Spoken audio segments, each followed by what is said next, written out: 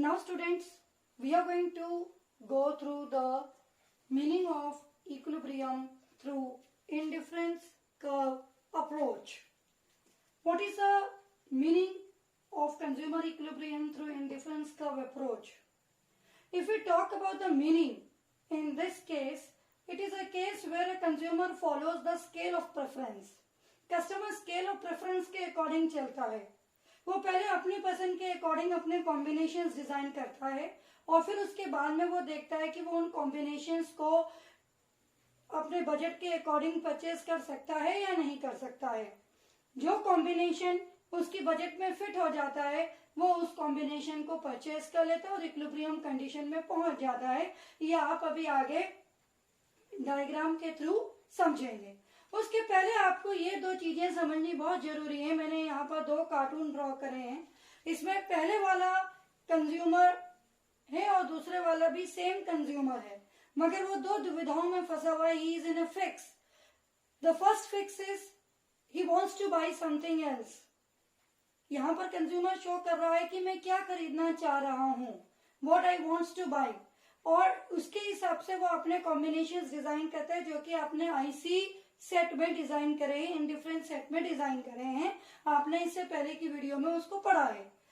दूसरा यही कंज्यूमर दूसरे फिक्स में यह है कि what he can bye, that means जो उसने कॉम्बिनेशंस अपने मन से पसंद किए हैं, डिजाइन करे हैं इंडिफरेंस सेट में, क्या वो उन कॉम्बिनेशंस को परचेज कर सकता है. उसके लिए उसने बजट सेट डिजाइन किया है. आपने दो तरीके के सेट पढ़े ना इससे पहले की वीडियो में, इंडिफरेंस सेट और बजट सेट. तो जो वो खरीदना चाहता है वो इंडिफरेंस सेट में उसने प्लान किया है स्केल ऑफ प्रेफरेंस के अकॉर्डिंग, और जो वो खरीद सकता है, अफोर्ड कर सकता है, वो उसने उसको बजट सेट में डिजाइन किया है. तो वो इक्विलिब्रियम कंडीशन में कब पहुंचेगा यही कंज्यूमर. ये कंज्यूमर इक्विलिब्रियम कंडीशन में तब पहुंचेगा जब जो कॉम्बिनेशन वो परचेज करना चाहता है उन कॉम्बिनेशन से कोई एक कॉम्बिनेशन उसके बजट में फिट हो जाए, यानी उसके मन की इच्छा भी पूरी हो गई और वो अफोर्डेबल भी है. तो in that case the consumer would be in equilibrium as per indifference curve approach. ये तो हो गया इसका सिंपल एक्सप्लेनेशन जो कि आपको समझना चाहिए. मगर अगर हम इकोनॉमिक्स के पॉइंट ऑफ व्यू से बात करें तो आप आईसी कर्व और आईसी सेट को किस बेसिस पे समझाते हैं, मार्जिनल रेट ऑफ सब्स्टिट्यूशन के बेसिस पे समझाते हैं. आप slope of IC curve MRS के नाम से जानते हैं, marginal rate of substitution. Okay. और बजट लाइन के स्लोप को आप पीएक्स अपॉन पी वाई के नाम से जानते हैं. तो इकोनॉमिक्स के पॉइंट ऑफ व्यू से कंज्यूमर कब इक्विलिब्रियम में होगा इंडिफरेंस कर्व के हिसाब से, जब उसकी ये पहली कंडीशन फुलफिल होगी, equilibrium condition, MRS should be equal to PX upon P Y. उसकी ये पहली कंडीशन फुलफिल होगी तो वो इक्विलिब्रियम पोजीशन में होगा. दूसरी कंडीशन उसकी क्या है कि MRS should B continuously falling, the rate of substitution should be continuously falling. Consumer हमेशा दूसरे प्रोडक्ट को एक प्रोडक्ट के लिए सैक्रिफाइस करने से बचना चाहता है. कस्टमर कभी ये नहीं चाहता कि मैं किसी एक गुड की क्वांटिटी को इंक्रीज करने के लिए दूसरी गुड की क्वांटिटी को सैक्रिफाइस करूं. उसका प्रेफरेंस भी मोनोटोनिक होता है. He never wants to sacrifice the other good for the sake of the first good, लेकिन फिर भी उसको मजबूरी में सैक्रिफाइस करना पड़ता है क्योंकि उसकी इनकम लिमिटेड होती है. तो इस सैक्रिफाइस की वजह से MRS should always be falling. It should always be decreasing. तभी MRS will be equal to PX upon PY, and this condition if it is fulfilled only then it will be an equilibrium condition. Budget line जब आप draw करेंगे it should always be tangent to the IC curve. जब हम अभी आगे table और diagram draw करेंगे उसमें आपको वो चीज क्लियर हो जाएगी. So what are the two main conditions that should be fulfilled? First, marginal rate of substitution should be equal to the ratio of the price of two goods. यानी IC का slope budget line के slope के equal होना चाहिए. MRS IC का slope है और PX upon PY budget line का स्लोप है. दोनों के स्लोप एक दूसरे के इक्वल होने चाहिए तभी तो ग्राफिकली इक्विलिब्रियम आएगा. दूसरी बात, MRS should be continuously falling. जब MRS continuously falling होगा तभी तो आपका IC कर्व की शेप क्या आएगी, कॉन्वेक्स आएगी. IC curve should always be convex in shape. IC curve convex तभी होगा जब MRS डिमिनिश होगा. तो budget line will be tangent to IC only when these conditions are fulfilled. तो अब हम इसका टेबुलर प्रेजेंटेशन और डायग्रामेटिक प्रेजेंटेशन पढ़ते हैं. Now students, we are going to study the consumer equilibrium through IC approach with the help of a tabular presentation, as you can see on the board. The tabular presentation of IC approach is being depicted over here. Here we have taken the two assumptions that price of good X is rupees 10 and price of good Y is rupees 5. There are 5 columns over here. The first column indicates a combination of two goods. There are 4 combinations, A, B, C, D. Then we have the units of good 1 consumed, that is 1, 2, 3, 4. Units of good Y consumed, that is 10, 7, 5 and 4. Then we have calculated the rate of substitution, the rate of sacrifice of good Y for the sake of good X. You can see clearly in the table that 3 units of good Y are sacrificed for the sake of 1 unit of good X. 10 से 7 units हो गई. ठीक है, फिर हमने 7 से 5 units पे आ गए. हम 2 यूनिट सेक्रीफाइस करी गुड वाई की in order to increase the consumption of 1 unit of good X. फिर उसके बाद हमने वाई की 1 यूनिट सेक्रीफाइस करी in order to increase the consumption of 1 unit of good X. तो हम वाई की यूनिट्स को देखिए सेक्रीफाइस करते आ रहे हैं. 10 यूनिट्स से 7 यूनिट्स, 7 यूनिट्स से 5 यूनिट्स, 5 units से 4 units. We are continuously sacrificing the units of Y in order to increase the consumption of units of good X. So 3Y is to 1X, 2Y is to 1X and 1Y is to 1X is the ratio of sacrifice. 3 is to 1, 2 is to 1, 1 is to 1, 3 to 1. आप देख सकते हैं MRS continuously decrease हो रहा है. क्योंकि MRS decrease होता है इसीलिए IC कर्व की शेप क्या होती है, convex. IC curve is convex because of the slope of diminishing MRS. अब आप सोच रहे होंगे कि ऐसा क्यों है कि MRS diminish होता है. Because the consumer is never willing to sacrifice good Y for the sake of good X. वो तो कंज्यूमर की इनकम लिमिटेड है, इसीलिए उसको सेक्रीफाइस करना पड़ता है. गुड बाय का उसको पता है मैं दोनों चीजें इक्वल क्वांटिटी में परचेज नहीं कर पाऊंगा. नहीं तो कंज्यूमर कभी भी ये नहीं चाहता है कि वो गुड एक्स के लिए गुड वाई को सेक्रीफाइस करे because of monotonic preferences. He wants more and more of the other good also along with the first one. So he never wants to sacrifice. He is unwilling to sacrifice good Y for the sake of good X. तो बड़ी मजबूरी में वो sacrifice करता है, इसीलिए MRS diminish है. वो धीरे धीरे धीरे धीरे इसको कम करता चला जाता है अपने सेक्रीफाइसिंग रेशियो को. दूसरी तरफ हमारे पास है market rate of exchange which is also known as price ratio PX upon PY, कि आपको एक गुड को परचेज करने के लिए दूसरे गुड के कितने यूनिट्स आपको सेक्रीफाइस करनी पड़ेंगी. अगर आप गुड एक्स के कंजम्पशन को बढ़ाते हैं, गुड एक्स 10 रुपए का है तो आपको गुड वाई क्योंकि 5 रुपए का है तो आपको उसकी 2 यूनिट सेक्रीफाइस करनी पड़ेंगी. यही देखिए हमने इस टेबल में आपको शो किया है. You have to sacrifice 2 units of Y in order to increase 1 unit of good X. Again you have to sacrifice 2 units of Y for the sake of 1 unit of good X. This rate of sacrifice is same over here. अब सवाल आता है कि consumer equilibrium position में कहाँ है. Consumer is in equilibrium position for combination C because his marginal rate of substitution is exactly equal to market rate of exchange या price ratio.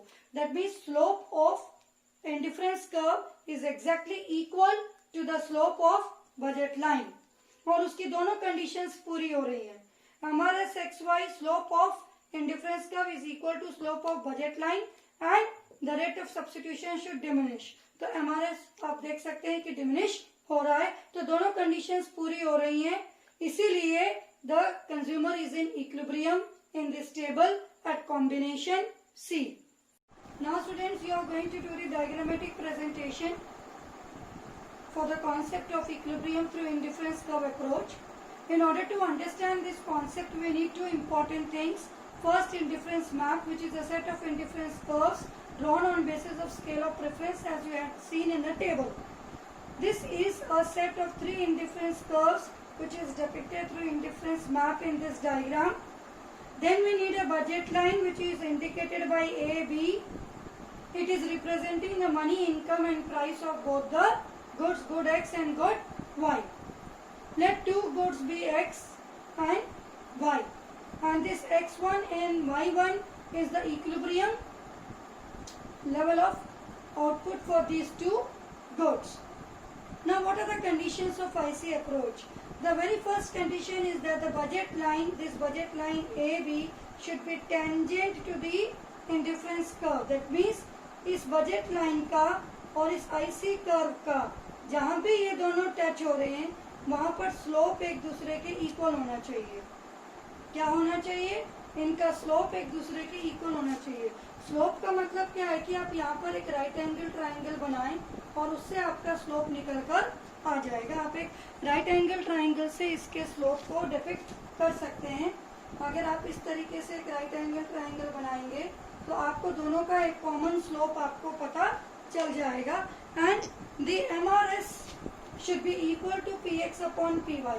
आपको पता है बजट लाइन का स्लोप PX अपॉन PY है और IC कर्व का slope होता है MRS. तो जिस पॉइंट पर ये दोनों ज्वाइन हो रहे हैं वहां पर अगर आप ये स्लोप निकालेंगे यानी कि delta Y upon delta X करेंगे या PX अपॉन PY करेंगे तो वो वैल्यू दोनों एक दूसरे के इक्वल आएंगे. The second condition is that IC should be convex to the origin. और ये कॉन्वेक्स शेप में कब आएगी IC का?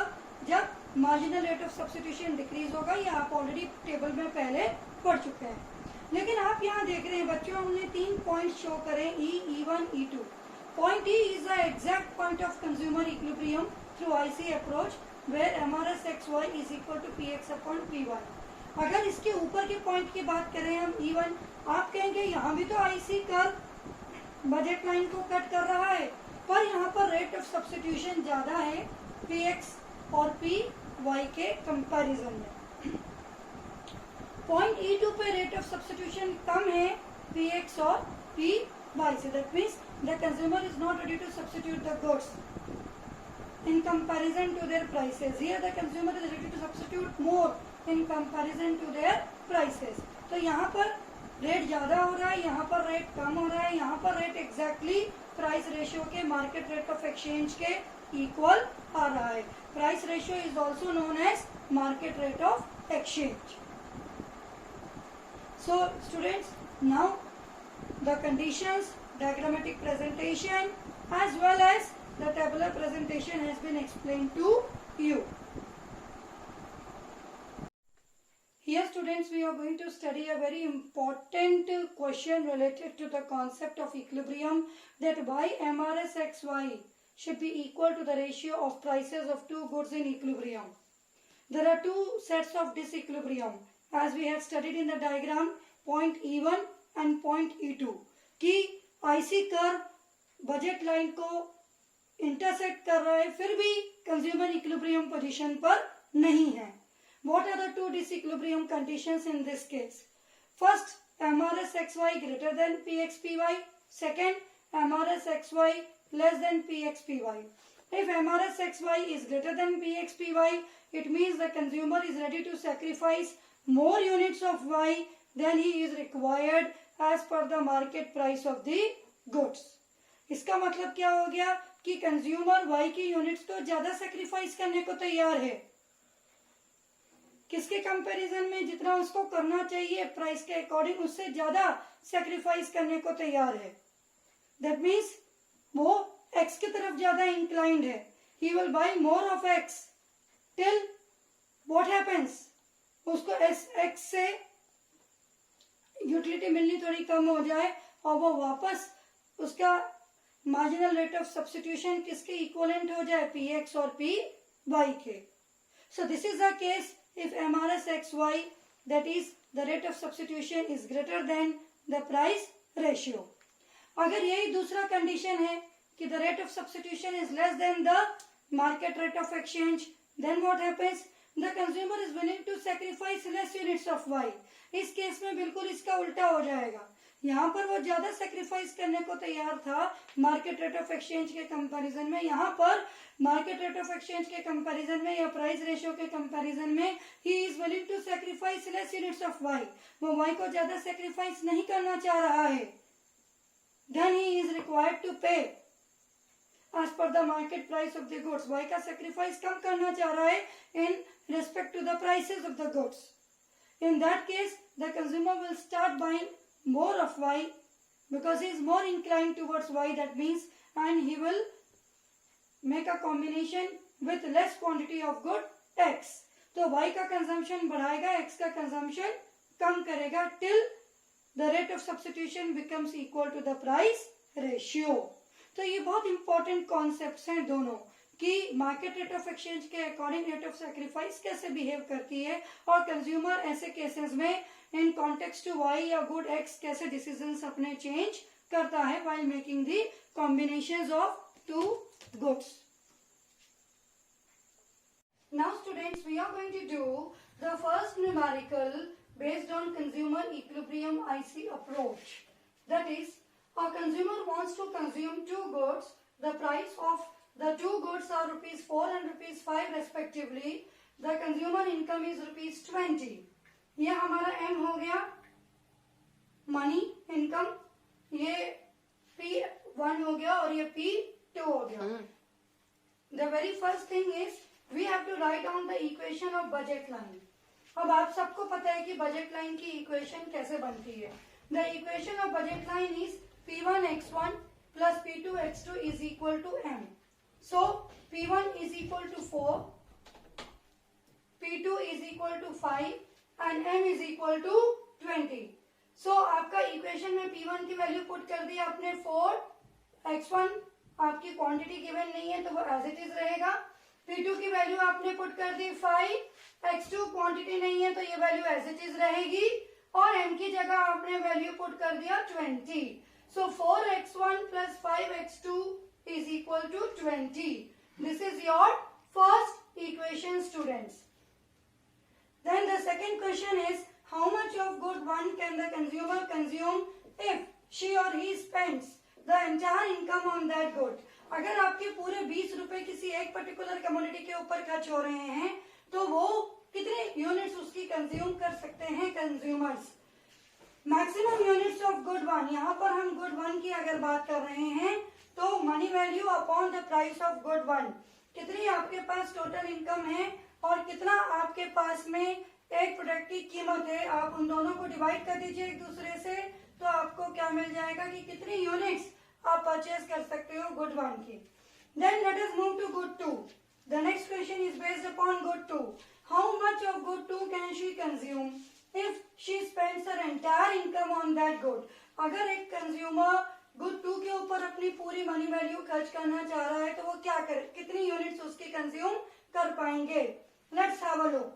M अपॉन पी वाई, क्योंकि हमें यहाँ गुड वन की निकालनी थी तो हमने पी एक्स किया, यहाँ हमें गुड टू की वैल्यू निकालनी है तो हमने पी वाई किया.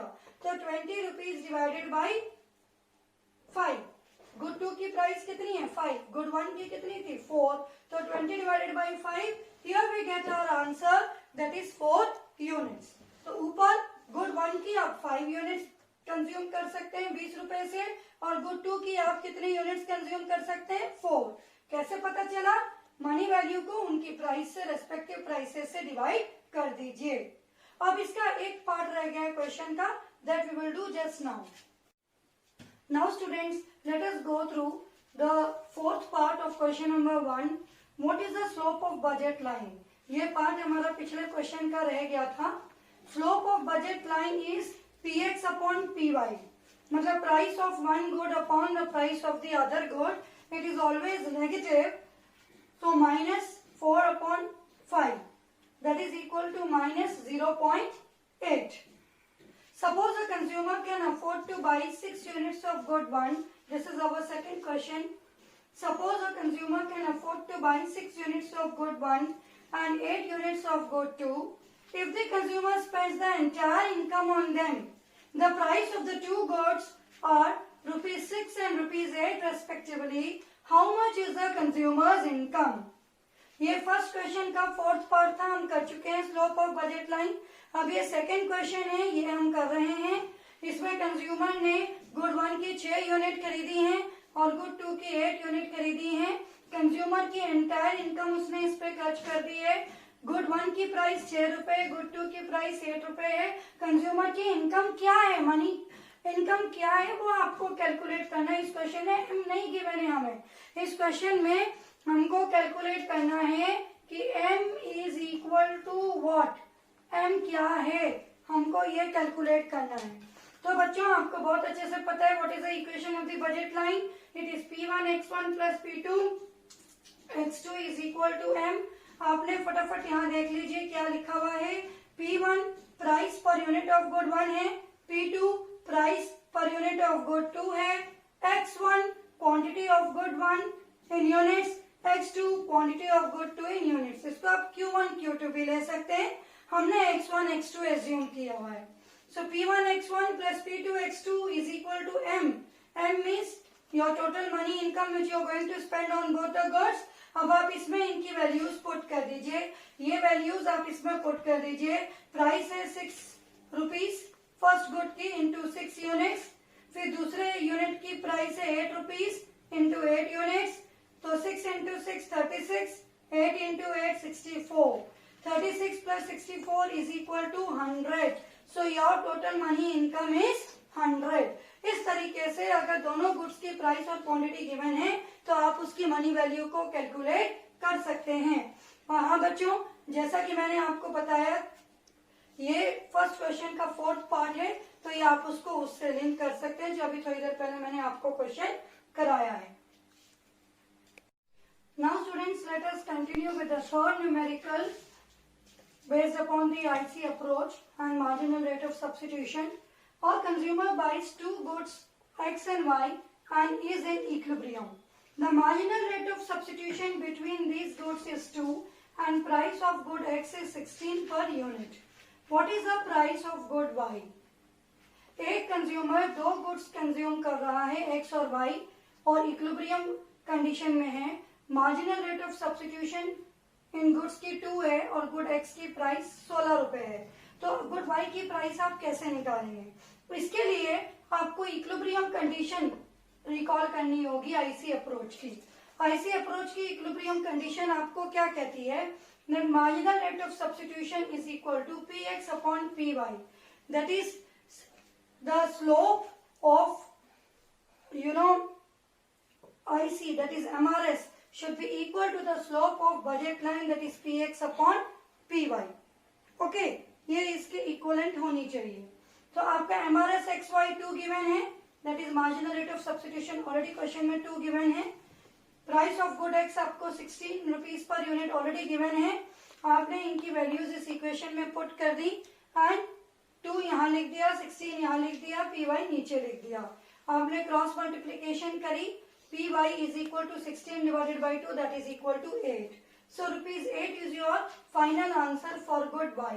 तो इस तरीके से इक्विलिब्रियम कंडीशन को पुट करके इन तीनों में से कोई भी अगर हमें वैल्यू पूछी जाती है तो हम उसको कैलकुलेट कर सकते हैं।